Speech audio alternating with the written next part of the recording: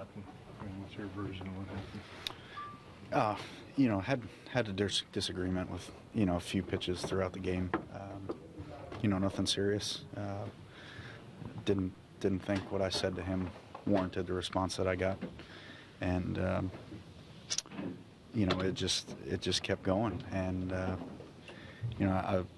I think more than the balls and strikes was just the reaction that I thought I got from him was not sufficient. Was not in any way comparable to how I was speaking to him. Mm-hmm. So,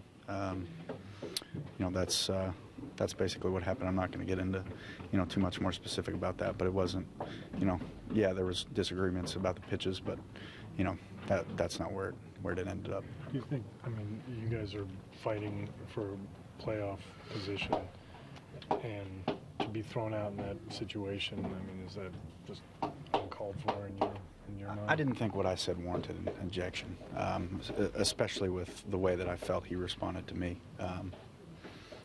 There's heat of the moment in the game. There's a right way and a wrong way to respond, and I didn't think that anything that I said to him was over the line, and it was pretty quick. I don't think that what I said was typically gets you thrown out of a game. So, I probably should have known better, because the temperament that he had to begin with was probably an indicator of how it was going to go. But on the same token, I'm going to stand up for myself when I feel like I've been wronged, or I feel like a guy is responding to me in a manner that I didn't respond to him in. So, I wish I would have stayed in the game, but on the same token, sometimes you got to stand up for yourself. So he said something to you back before he ejected you? There was a conversation before it happened, which I thought was fairly mild-tempered, and then I thought that he was an aggressor towards me, and I told him to calm down, and he kept yelling at me, so I said I didn't appreciate that. That was before you got ejected? Yeah. You looked like you were trying to get into the box. Were you surprised the conversation kept continuing? It looked like you were trying to get out. Well, he kept yelling at me to get in the box, and you have to be able to talk to him.